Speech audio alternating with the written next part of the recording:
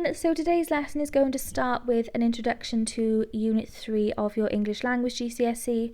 Then we're going to move on to start exploring speech writing, which is one of the tasks for your English Language Unit 3 exam. As it says there, you'll of course need a pen and your English book. You'll also need the resource materials attached to the assignment so that you can complete the later written task. Okay, let's start with an overview of your English language qualification then. Hopefully this looks very familiar to you.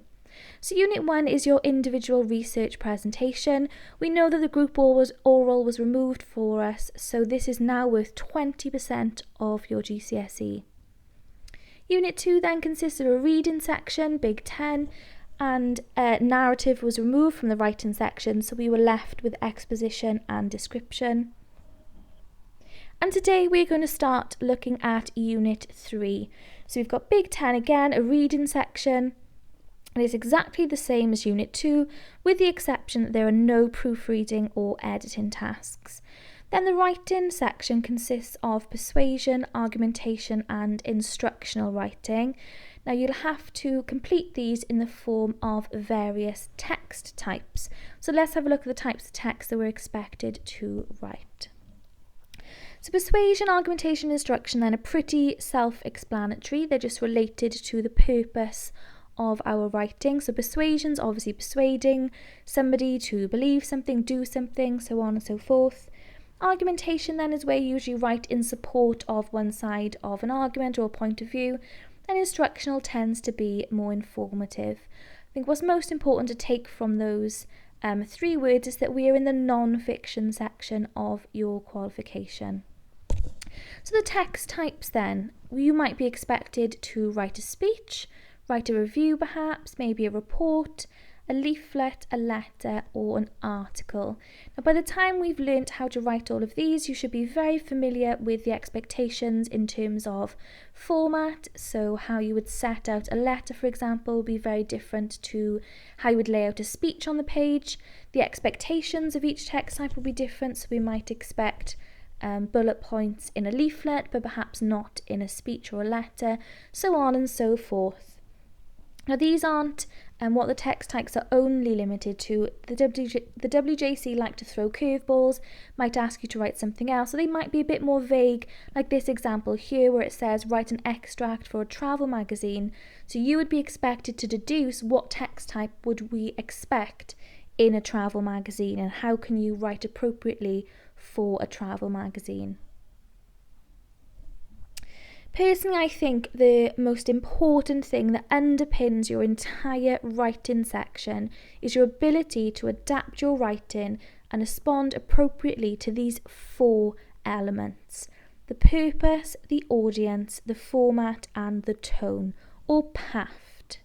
So before we begin writing, we should always consider these four things because these really underpin your assessment and your qualification as a whole.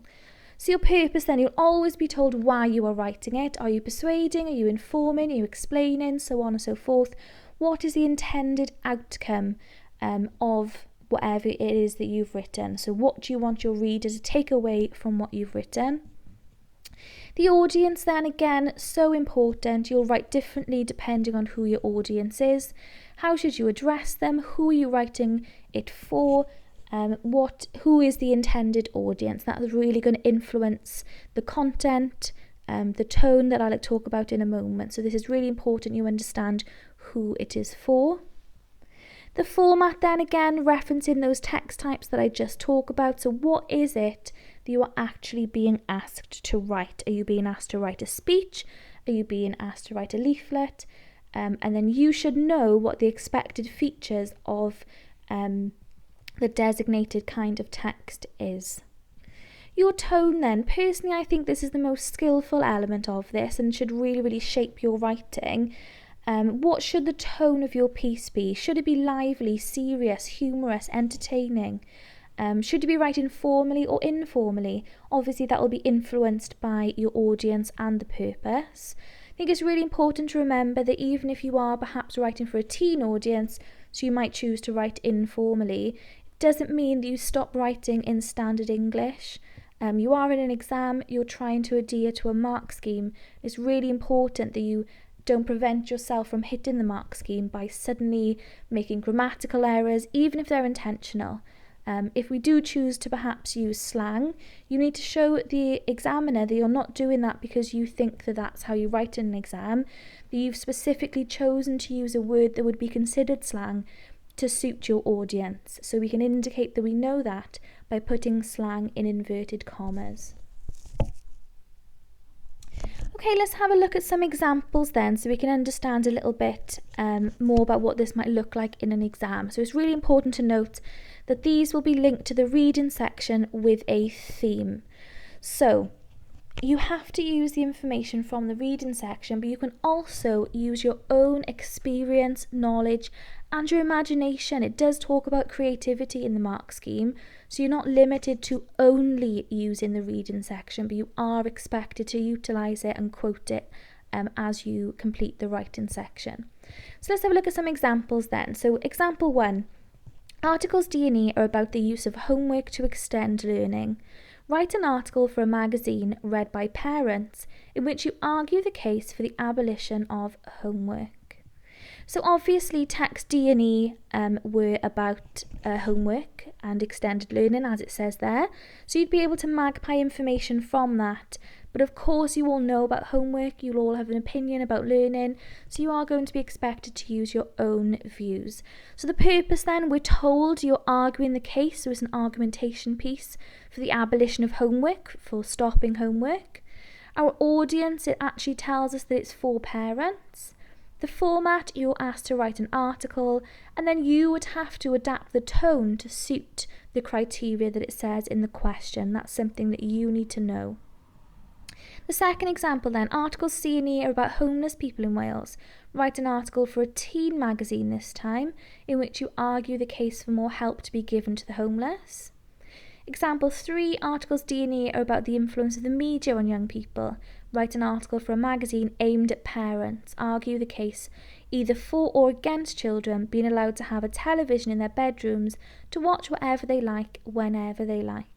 So there you're being given the choice about whether you argue for or against the topic. I think that's quite nice that you get to choose. And lastly then, articles B and E are about animal experimentation. Write a letter to your MP in which you argue either for or against animal experimentation. Now, of course, as it says there, you'll have information about animal experimentation. And if you're thinking, oh, I don't know anything about animal experimentation, you know, everyone knows things about animals. Everyone knows that people have pets. Everyone knows the type of products that might use animal testing. So it's important that you can use your own knowledge. There you're being explicitly asked to write a letter. So you'd have to know what the conventions of a letter are, how you would format it on a page, etc.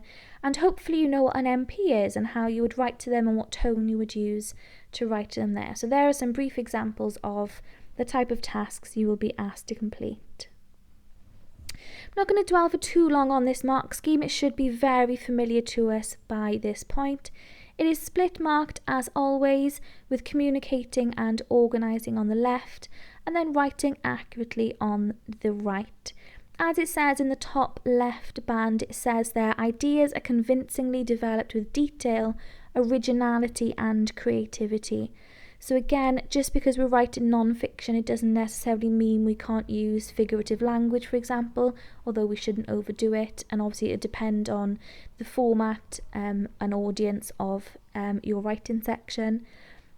We've got, again, mature and perceptive writing, this idea it's sustained and you've used techniques. So if it was a persuasive piece, you might be expected to employ persuasive techniques.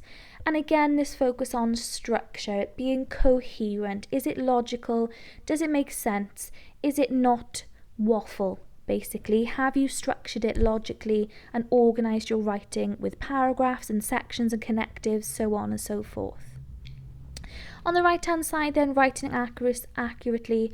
Again, a range of ambitious vocabulary as always, varying sentence structure to achieve effect, using a range of punctuation, always important. And then again, the focus on spelling and grammar as always.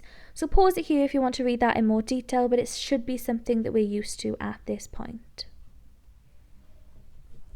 Okay, so here we're moving then specifically to the text type speeches. You might be asked to write a speech. You would usually say write a speech and then tell you the purpose of it and the audience. As I just outlined when I looked through the mark scheme, you are explicitly being assessed on your ability to structure a piece of writing. So we're going to stick to the Think 5 structure then, this idea that we have an introduction with 3 main points, 3 extended paragraphs in the middle, and then ended with a conclusion. I would personally take the first 5 minutes of your writing time, so an hour, to plan this out. Use the planning section given to you. Perhaps put some side headings, bullet point it. Perhaps at this point you want to look back in the reading materials and write down any quotes or information, vocabulary you want to use. So it's really, really important not to neglect the planning stage and think about the structure. Of course, we're aiming for 2 sides of A4, perhaps tipping over into 3 if we have enough time. Your introduction then. Now we all know the purpose of your introduction is to engage the reader from the outset, to keep them reading, to make them want to read on. So how are we going to draw them in? How are we going to hook them into our speech? So let's have a look at 6 ways to start a speech. Which one of these is appropriate is going to depend on elements of PAFT. So you'd have to consider which one is the most appropriate choice. Firstly then, starting from a quote. So starting with a quote. So you can use a quote from the reading section. Maybe you want to make up a quote if it's relevant. You might say, a Year 11 pupil once said that homework jails us in our own homes. As long as it's a relevant and appropriate quote, there's no reason why you can't make one up yourself. Starting with a rhetorical question then. So this makes your reader have to actively engage with your speech. If you've asked them to think about something or consider something, they have to consider that, or they feel compelled to do so. So it's engaging because it makes them involved from the very first line.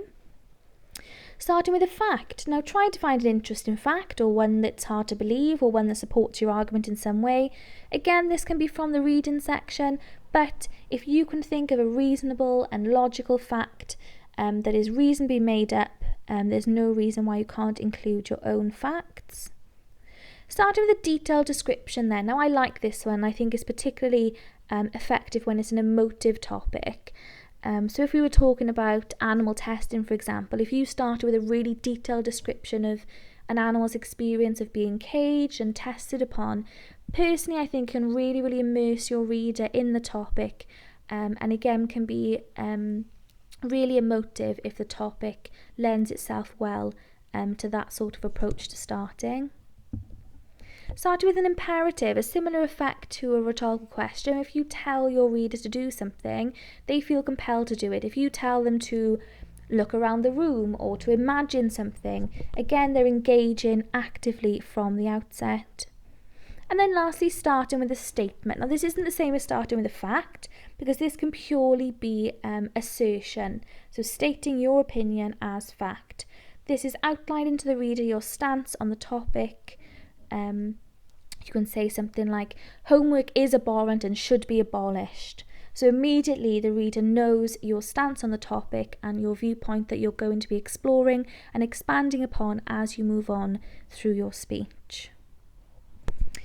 The main body then, so the main 3 paragraphs that you need to write about that's going to make up the most of your speech. So structuring these sections to clear paragraphs is so important. And if you can organise it so that each paragraph addresses a different aspect of your subject matter, that would be wonderful. Here we obviously need to use connectives to structure our sections. If we learn connective phrases before our exam, you know which ones you're going to use as you move through your speech, and you're not stuck there thinking about how you start the next paragraph. Here again, you magpie information from the reading section, obviously using quotation marks to show that we've pulled it from the previous section of the exam. We don't tend to refer to the text directly, we embed the quote. So rather than saying text A states that, you would just use the information from text A and use quotation marks to indicate that it's quoted. If you can, and if you can think this logically under exam conditions, saving your strongest or your most emotive point until the fourth paragraph, so the penultimate paragraph. This can be really effective because it leaves the sort of most emotive or the most intense, the most poignant part of your argument to just before the conclusion. Now, research shows that people tend to remember the beginning of speeches and the end of speeches. So if you can have this escalation in intensity or seriousness throughout your speech, again, you're just showing the examiner how skillful you can be when it comes to organising a speech. Lastly then, our conclusion, the poor conclusion that is often so rushed and so hastily scribbled on a page as we watch time tick away from us. So it's really important you leave maybe 5 to 7 minutes to finish a really skillful and well-constructed conclusion.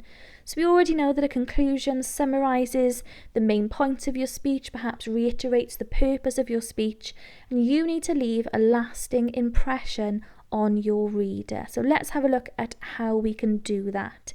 Now, these are very similar to how we can start a speech, so I'm not going to go through them in lots of detail. It's just that why we use them can alter slightly. So ending with a quote, so a shocking quote, a quote that you've made up that you think can reiterate your viewpoint and to perhaps, if it's persuasive, really persuade your readers, your final line. Ending with a question can be effective. We're going to have a look at a speech from Barack Obama in a moment. He ends with a question that makes the reader think that they have to go and do something. You can make the reader reflect on themselves, their behaviour, even your speech when you end with a rhetorical question. Ending with a fact, again, can be memorable or shocking and can be made up or from the text. Ending with an imperative, again, makes your audience do something to finish the speech. They're not just sort of being left with nothing to do. If you've told them, I don't know, if you're persuading them to donate to a charity, if you end with go and donate today, they feel compelled to do so. Number 5 then, ending with your opening line. If this is done quite subtly and quite well and your line is well chosen, this can be a nice way to show that you've really tied up your speech. Using this circular structure really shows cohesion and shows the examiner that you're not just scrawling towards the end of an exam time and desperate to finish. You've remembered the line that you started with, and to close your speech you've ended in the same way. And then again, number 6, ending with assertion, a statement, thinking of a statement that just encapsulates the overall message of your speech, because this last line is very, very likely to be remembered by your reader. Okay, today then we're going to have a look at the instruction here. So it tells us, your school has been awarded a £100,000 grant by the council. Write a speech to deliver to the head teacher, persuading them to use the money to make the school more environmentally friendly.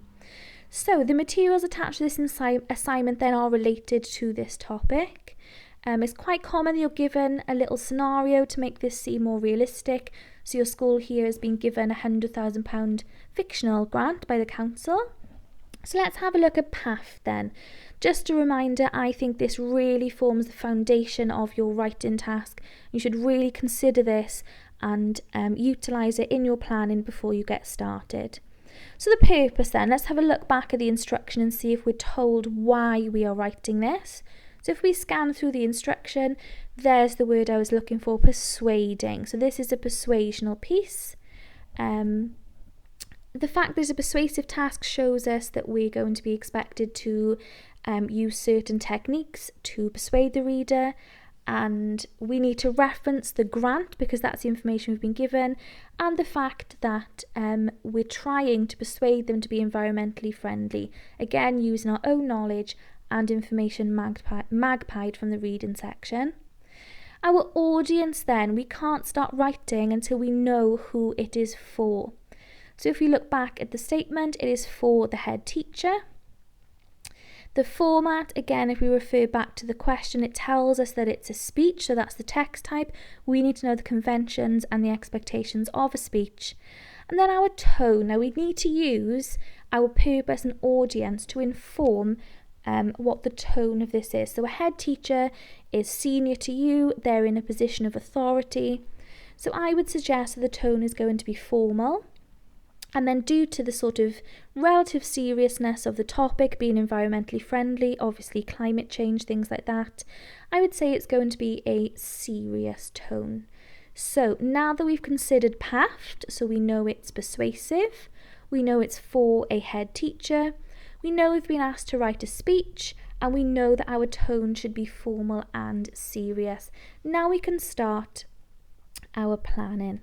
So let's have a look at an example then. So we've identified this persuasive task.